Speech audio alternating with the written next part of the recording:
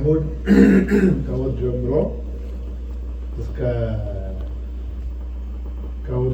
እስከ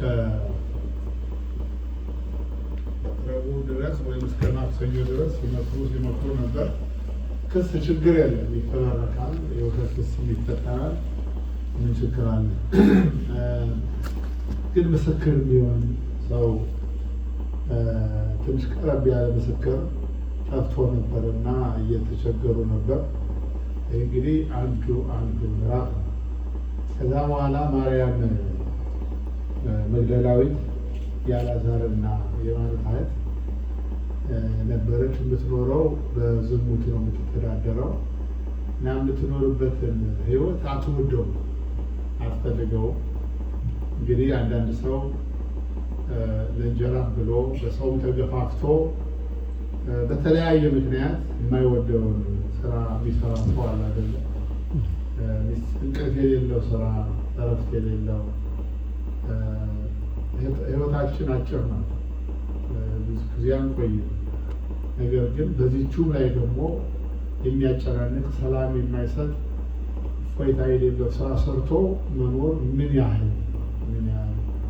ስራ ከተመረጠ መቼም አይጠፋም እና አንዳንድ ጊዜ ካለማወቅም በግዴለሽነትም ሰላም የማይሰጥ እፎይታ የማይሰጥ ስራ የምንሰራበት ጊዜ አለ እና ትልቁ ነገር ትንሽም ገቢ ይገኝበት ምንም ይሁን የመንፈስ ረፍት የሚሰጥ ህሊናን የሚያሳርፍ ስራ መስራት ያለ በሰው ላይ ዕዳ እና እቺ ማርያም መግደላዊት እንደዛ ነበር ኑሯና አትወደውም ነበር ስራው። አንድ ቀን ጌታችን እንደሚያስተምር ሰምታለች፣ ግን ትፈራ ነበር። ክፉ ስራ ይሰራል ተብሎ በማህበረሰቡ የሚወገዝ የሚነቀፍ ሰው በሰው ፊት ብሎ መምጣት፣ ሰው በተሰበሰበበት መቅረብ ያሳፍራል፣ ያስፈራል እና ጌታ ባለበት ለመምጣት ከሰው መካከል ለብቻው ትፈልግ ነበርና ስምዖን የሚባል ሰው ቤት ዛሬ እዛ ነው ያለው ሲባል ስትሰማ እንደምንም ተሟሙታ እዛ በሰበሰበች ገንዘብ በውድ ዋጋ 300 ወቄት ማለት የወርቅ ዋጋ የወርቅ እና ደግሞ በዛ ዘመን በጣም ውድ ነው እና ያላትን ሁሉ ውድ የተባለውን በከተማ ውስጥ አልባስጥሮስ የሚባል ሽቱ ደስታ ወደ ጌታ ሄደች እና ስትሄድ ብዙ ችግር ደርሶባታል። አንደኛ የራሷ በቃ ራስን ማሳመን እዛ ቦታ ላይ ለመሄድ መወሰን ከባድ ፈተና። ሁለተኛው ደግሞ የቤቱ ባለቤት ነው። ወደ ቤት ስትመጣ አንቺ እንዳንቺ ያለ ሰው ሲያይገባ ዞር በይ መግባት አትችይም ብለው፣ ምክንያቱም ክላስ አላለ በዚህ ምድር ላይ ሰው ቢጤውን የሚሰበስበው የሚፈልገው እና ያላቸው ቦታ የለን ዞር በይ ተዋት አለው እና መጣች። ያውቃል እግዚአብሔር የለበስነውን በሰው ዘንድ የምንታወቅበትን ሳይሆን የልባችንን ነው የሚያየው። ምንም ህይወት ሊሆን እንችላለን፣ ግን እግዚአብሔር እንደ ሰው አይደለም፣ እንደ ሰው አያዳላ፣ ሰውን አይቶ አይፈርድም። እግዚአብሔር የሚያየው ልባችንን። ጥሩ ሰው መስለንም በሰው ዘንድ ብንታይ ልባችን ክፉ ከሆነ እግዚአብሔር ያያል። ሰውን ባይወደን ሰው ሁሉ ቢያገልን በሰው ዘንድ ብንጠላ ቦታ ባይኖረንም ልባችን ንጹህ ከሆነ በእግዚአብሔር ዘንድ ግን ቦታ አለ እና ይቺ ማርያም ያ ነበራት ቦታዋ በእግዚአብሔር ዘንድ ነበራት። ያንን ቦታ የልብ ቅንነት ፍላጎት አላት፣ መሻት አላት። ከዛ ቀረበች።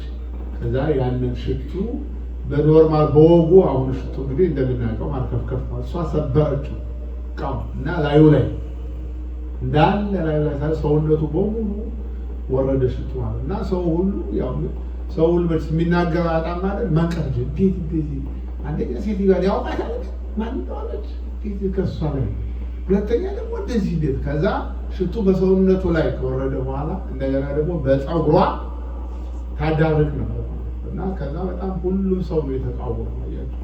ሁሉም ሰው እኛ እግዚአብሔር ሊምረን ሲፈልግ ሰው ግን ክፉ ነው፣ ሰው አይምርም። እግዚአብሔር ለማረን እንኳን ይናደዳል። እግዚአብሔር ይቅር ላለን እንኳን ሰው ምቀኛ መሆን ይፈልጋል። ለእግዚአብሔር እንኳን ገደብ ማበጀት ይፈልጋል። የእግዚአብሔር ለመሆናችን እግዚአብሔር እኛን እንዲያውቀን መጀመሪያ የሆኑ ሰዎች ማወቅ እንዳለባቸው የሚያስቡ ሰዎች አሉ። እግዚአብሔር በማንም ቲፎዞነት አይቀበልም። እግዚአብሔር ለራሱ እግዚአብሔር ራሱ ፈራጅ ነው። የልብን ያውቃል፣ የመረጠውን ይመርጣል። ማንም ለእግዚአብሔር አይመርጥልም። እና እቺ እንደዛ እያሉ ሲሉ ከዛ ቀርቦ ጠየቅ ባለቤቱ እቺ ሴት እኮ ታውቃታለህ፣ ግን እንዲህ ነው ታዋታል። ምን አለ በምሳሌ ሳስረዳ አንድ ሀብታም ሰው ለሰዎች አበድሮ ነበር። ለአንዱ 300 ለአንዱ 50 ከዛ ለሁሉም ተወላቸዋል። ብዙ የተወለት ለማን ነው? 300 በቃ ሴት ብዙ ኃጢአት ሰርታ ነበር እና ብዙ ኃጢአቷ በጣም ብዙ ስለፈለገች ብዙ ኃጢአቷ ተሰርዮላታል። አንተ ደግሞ እንደ ባለ 50 ነው፣ ትንሽ ኃጢአት አለ፣ ትንሽ ተሰርዮላታል።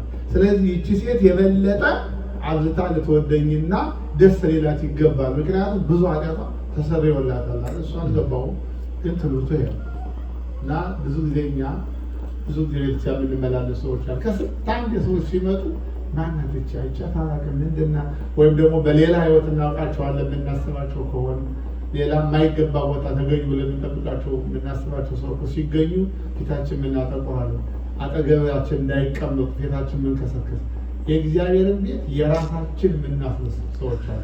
የእኛም ይመስለናል ብዙ ዓመት ስለመጣንበት ብዙ ስለኖርንበት የእኛ በቃ የግል ይመስለናል። የእግዚአብሔር ቤት ዛሬም ለሚመጡት ማታም ለሚመጡት ቀንም ለሚመጡት ለሁሉም ቤታቸው እግዚአብሔር የሁሉም ጌታ ነው። የእኛም ጌታችን ነው፣ የሌሎች እኛ የተሻልን ብለን የምናስበው ዛሬ ለሚመጡት ገና ላልመጡትም ገና ጥሪ ይደርሳቸዋል። ነገ ይመጣሉ።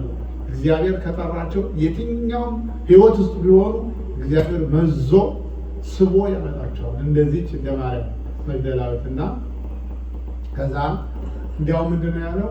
ይሄ ስራዋ በየትም የኔ ቦታ የኔ ቤት ባለበት የኔ ስም በተጠራበት ሁሉ ሁልጊዜ ስሟ ይጠራል። ለዚህ ነው አሁን ሰው በቤተ ክርስቲያን መልካም ስራ ሲያደርግ ስሙ የሚነገርለት ለከብቱ ውዳሴ አይደለም። መልካም ስራ ለሰው የሚነገረው ይህን ያህል ብር ገሌ ሰጠ፣ ይህን ያህል ነገር አደረገ፣ ይህን ያህል ሰራ ብለን የምናመሰግነው አንድም ለማመስገን ነው፣ ለመመረቅ ነው፣ ለዛ ሰው መልካም እንዲሆንለት ለመመኘት ነው። ሁለትም ደግሞ ሰው እንዲማር ነው፣ እንዲነሳሳ። እኔም እኮ አቅም አለኝ፣ ገንዘብ አለኝ፣ የህይወት አለኝ፣ እውቀት አለኝ፣ ለምን አልሰራም ብሎ ሰው እንዲነሳሳና ስራ ሰርቶ በረከት እንዲያገኝ እንዲጸጥ፣ ሰውን ለማጽደቅ ነው እንጂ ሰዎችን ለማመስገን አይደለም። እና በቤተ ክርስቲያን መልካም ስራ የሰሩ ሰዎች የሚሸለሙት፣ የሚሾሙት፣ የሚመሰገኑት፣ የሚወደሱት መነሻው እንደ ማርያም መግደላዊት ማለት ነው። ሌላው ነገር ማርያም ወደ ላይ ስትወጣ ወደ ታች የሚወርድ ደግሞ አንድ ሰውዬ አለ፣ ይሁዳ የሚባል አያችሁ። ማርያም ስትገባ ይሁዳ ደግሞ ወጣ። ይሁዳ እዚህ ነበር፣ ውስጥ ነበር። አሁን እሱ ወጣ። ማርያም ደግሞ ውጭ ነበረች፣ ወደ ውስጥ ገባ። መተላለፍ አለ አይደል? እንደዚህ ነው። ይሁዳ የሚባለው በጣም ቅርብ ተብሎ ተሹሞ ገንዘብ ያህል የተደረገ ታማኝ ተብሎ የተቀመጠ ግን የሚሰርቅ ታማኝ ተደርጎ የሚሰርቅ ሌባ ማለት ነው። አያድርስ ነው። ለአሁን የሚሰርቀው ከማን ነው ታውቃላችሁ? ከጌታ የሚሰርቅ። አንዳንድ ሰዎች ቤተክርስቲያን የሚሰርቁ ሰዎች ሰምታችኋል? ታቦት የሚሰርቁ ሙዳየ ምጽዋት ሰብረው ካልጠፋ ቦታ ማለት ነው። ሙዳየ ምጽዋት ሰብረው የሚሰርቁ ጫማ የሚሰርቁ፣ የጸሎት መጽሐፍ የሚሰርቁ። አገር ቤት እኮ ጫማ መሄድ አይቻልም እና በእግዚአብሔር ቤት ከእግዚአብሔር እንኳን የሚሰርቅ ሰው አለ፣ እንደ ይሁዳ ማለት ነው። እና ይሁዳ አሁን እዛ ሰው ሁሉ ያየ እሱ ሌላ ጉዳዩ ሌላ ነው። ያን የወደቀው ብልቃጥ ነው ያለው። ሲያይ የዋጋው የብልቃጡ የሽቱ ዋጋ 300 ይላል። በራሱ ጊዜ 10% ይወስድ ነበር እና ከ300 ስንት ይደርሰዋል? 30 ዲናር። እንግዲህ በወቅቱ ዲናር ምንም ይባላል፣ በወቅቱ $30 በኛ በምንግባባበት ቋንቋና ምንዛሬው ነው በወቅቱ የነበረውና ከዛ በኋላ ሲያስበው 30 ተፈቅዶለት እኮ አይደለም፣ በሚያጭበረብረው በራሱ ጊዜ አንዳንድ ሰው አይደል ሲሰራ ደሞዝ ተከፍሎታል፣ ግን አንዳንድ ዕቃ ይሰርቃል። ከደሞዝ አንጻር ያው ኢኩቫለንት ነው። አሁን ሌሎቹ የሚያገኙት በጣም ብዙ፣ እኔ ደሞዝ ትንሽ ስለሆነ ይችን ብሰርቃት ምንም ማለት አይደለም የሚል ሰው አለ። እና እንደዚህ አይባልም። በቃ ደሞዝ ነው፣ ገቢ ያለን ነገር ያለን። ማጭበርበር አያስፈልግም፣ መልመድም የለብንም። ማጭበርበር ምንም አይደለም፣ ምክንያቱም ጣራ የለውም። ማነው የሚመዝንልን? እኛ በተወሰነልን ካልተቀመጠን ከዛ መጨረሻ የለም እኮ ፋብሪካውን ሸጦ እንችላለን።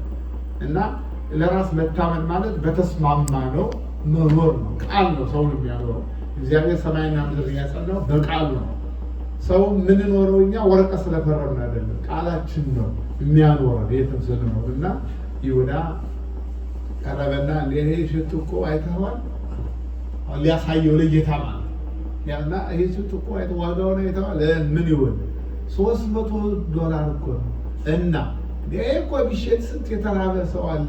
እንግዲህ $300 የዓለምን ሀብታም የዓለምን ድሃ በሙሉ ሀብታም ያደረገ ለስንት ሰው ምሳሌ የሆነው $300 ቢጨንቀው ነው። አሁን የራሱን ችግር በሌላ በኩል አልኮ አያቸው። አንዳንድ ሰዎች በሌል በዚህ በተሳሳተ ምክንያት እና $300 እኮ ያወጣ ነበርና የሚሸጥ ለድሃ ይሰጥ ነበር። ድሆች እኮ ሁልጊዜ ድሃ ሁልጊዜም አለ፣ ሁልጊዜም ኑሮ ህይወት አለ።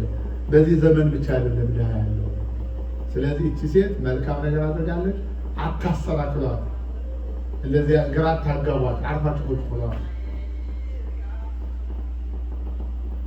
እና ከዛ በኋላ ያው ይሁዳ አሁን ምን አለች? 300 ብሬማ አትቀርም፣ እንደምንም ብዬ አገኛታለሁ። አሁን አይሁድ ቅድም መጀመሪያ ብያቸዋለሁ፣ ጌታን ለመያዝ ተቸግረው ምስክር አጥተው ነበር። እንደገና ደግሞ 5000 ሰው ምናምን ስለሚሰበሰብ ከ5000 ሰው ማለት እንዴት አድርገው ይዙታል? ያው ሰው በድንጋይ ይቀጠቀጠናል ይወገራል ብለው ስለፈሩ በቃ ግራ ተጋብተው ነበር።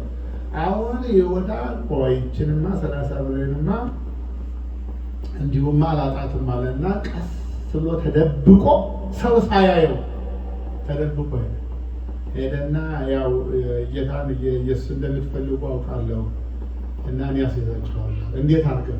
አንደኛ ብዙ ሰው በሌለበት ሰዓት የት እንደሚገኝ ቦታውን አውቃለሁ፣ ግን እናንተ ከኛ $30 ካልሆነ አይቀር ነው። ለምን እንደው ጨመር አድርጎ ቢጠይቅ ማለት መቼም ክፉ ነገር ነው አይደለ? ከወረኛ ለመከራው ሳይሆን እንደው በጣም አንድ ጊዜ በቃ አይምሮ ታጋና ያለው በቃ 30 ምትረዋል የተነገረው ትርኢትም አለ። $30 ትሰጡኛላችሁ እና አስይዛችኋለሁ። ችማ ምን አለ በቃ ተስማሙ። ዲል ተፈራረሙ። ከዛ እሱ በድብቅ ሄዶ በድብቅ አንዳንድ ሰዎች አሉ አይደል? በቤተ ክርስቲያን እየኖሩ ቤተ ክርስቲያን የሚወጉ ማለት ፖለቲካ ውስጥ ገብተው ሌላ ንግድ ውስጥ ገብተው ቤተክርስቲያን የሚሸጡ አሉ። ቤተክርስቲያን ቦታ በጎን ሄደው የሚሸጡ ቤተክርስቲያን መብት የሚያስነቅፉ ለቤተክርስቲያን ጥቅም ያልቆሙ ለጥቅማቸው ለግል ኪሳቸው ሲሉ ቤተክርስቲያን የሚጎዳ ነገር የሚሰሩ በምንፍቅና ሊሆን ይችላል፣ በግል ጥቅም ሊሆን ይችላል፣ በተለያየ ነገር ቤተክርስቲያን ውስጥ እያሉ የቤተክርስቲያን ሰው ነው ቤተክርስቲያን የእግዚአብሔር ቤት የሚጎዳ ስራ የሚሰሩ የጭቃ ሰዎች አሉ። እንደ ይሁዳ ያሉ ማለት እና ይሁዳ ሄዶ እዛ መጣ። ግን በሱ ቤት እዛ 30 ብር አይቀርም፣ እዚህም ደግሞ ደቀ መዝሙር ምን ያደርግለታል? እንዲህ አይነት ይሆን አንዱን መርጦ መኖር ምን ያህል መልከስከስ፣ አንዴ ዘፋኝ፣ አንዴ ዘማሪ፣ መዝሙሩም አይቅርብኝ፣ ጭፈራውም አይቅርብኝ፣ ዝማሬውም አይቅርብኝ፣ ሌብነቱም አይቅርብኝ፣ ምጽዋቱም አይቅርብኝ። ሰርቆ የሚመጸውት ማለት ሰርቆ የሚመጸውት እንዲህ ድብልቅልቅ ያለ ህይወት አያስፈልግም። ወስኖ መምጣት እንደ ማርያም መግደላዊት ወስኖ ነው እንጂ ጠዋት ጥፋይ ጋር ከሰዓት እንደዚህ ጋር የተደበላለቀ አያስፈልግም። 6 ዓመት ልንኖር ጥርት ያለ በተቻለ ከአቅማችን ሲያንስ ሳንችል ይቅር እንጂ እንዲሁ እያወቅን እንዲሁ ወጣ ገባ ማለት የለብን። ቀጥ ያለ የምናምንበትን ዜናችን የሚፈቅደውን ነገር ነው መስራት ያለብን። ማርያም መግደላዊትና ይሁዳ አንድ ቀን የተከሰተ ነገር ነው። ሁለቱ ግን የሚያስተምሩ ታማኝነትና ወላዋይነት ነው። እንደው እኮ ጌታን እኮ በነገው ዕለት ታሪኩን እንሰማለን። ጌታን ሲያስይዘው እኮ ወዳጅ መስሎ ስስመው እናንተ ማን እንደሆነ አታውቁትም፣ በደምብ ስለማታውቁት በሰው ሕዝብ ነው የምታውቁት። እና ደግሞ ዮሐንስ የሚባል አለ መልኩ እሱ ስለሚመስል እኔ ስስመው ከዛ በኋላ እሱ እንደሆነ መያዝ ትችላላችሁ። ሄዶ ሰላም ለከመምር ብሎ ሰግዶ ነው ሰላምታ ሰጥቶ ወዳጅ መስሎ ነው የሸጠው። ቀጥታ እኮ አይደለም። እና እንዲህ አይነት መጠንቀቅ ያስፈልጋል። ወዳጆች የሚመስሉ ሰዎች ሁሉ ወዳጆች አይደሉም። እንዲያው ስልክ አውጥቶ የሚያዋራ ሁሉ ስሬ ላይ ነበር ሊያወራ ይችላል። እንደ መጠንቀቅ ሰው ማማት የለብንም። ቀርቶ ከወገን ከወዳጃችን ጋር ሊያጣላን ይችላል። ማስተዋል ያስፈልጋል። ሰውን ብናምን ሰውን ብንወደውም ማመን ግን የለብንም። በኋላ ላይ እንዲህ አልጎኝ ሳምነው ሳምናት አይባልም። መጀመሪያ መጠንቀቅ ያስፈልጋል። ይሄ ከይሁዳ የምንማረው ነገር ነው። ይሁዳ ማለት አጭበርባሪ፣ ሌባ፣ እውነተኛ መሳይ፣ ውሸታም ማለት የደቀ መዝሙር መስሎ ግን ጠላት፣ የውስጥ ጠላት፣ የጭቃሾ ቤት የሰላም የዘኪ ሀብታምን የሰላም ሰው ብዬ የምታምንበት ኃላፊነት የሰጠሁት ዘይሴስ ክሌ አንሳ ሰኮና ወላይሌ የኔን ምግብ የሚበላ ተረከዙን በሌላ ያነሳብኝ። እንደዚህ ነው የተደረገውና ይሁዳ እና ማርያም መግደላዊት ዛሬ የሚታሰቡበት ዕለት ነው። አይሁድ ጌታን ለመያዝ፣ ለመክሰስ፣ ለመግደል የወሰኑበትና ከይሁዳ ጋር የተፈራረሙበት የወሰኑበት ቀን ነው። ለእኛ ጥሩ ነው። የጌታ መሞት ለእኛ ጥሩ ነው፣ መጥፎ አይደለም። ምክንያቱም እሱ ሲሞት ነው እኛ ሄደን ነው። መሞቱ ያሳዝነናል፣ ግን እያዘንን ደግሞ ደስ ይለናል። ምክንያቱም በሱ ሞት እኛ ስለምንድን ሞቱ ቢያሳዝነንም ግን ደግሞ ያስደስተናል። የእሱ ሞት ነው ለእኛ ህይወታችን እና ህይወታችን ስለሆነ እያዘን ግን ደግሞ ምንድነው ይሄ ፓራዶክስ የሚባለው አይነት እያዘንን እንደገና ደግሞ ደስ ይለናል። ሁለቱም አንድ ላይ ነው የያዝነው ማለት እና ይሁዳ ግን ሳይታደል ቀርቶ የመጥፎ ነገር ትምህርት መፈጸም ያሆነ ባለቀ ሰዓት ማርያም መግደላዊት ደግሞ ባለቀ ሰዓት ከሁለት ቀን ነው የቀረው። ባለቀ ሰዓት ትልቁ ቦታ ላይ ባለቀ ሰዓት እግዚአብሔር በመጨረሻ ህይወታችን ለበረከት ያውቃል። መጨረሻችን ያሳምርልን፣ ለሰላም ጊዜ ያድርግልን። ያው ውስጥ ፎሮክሎኩና ይበቃል።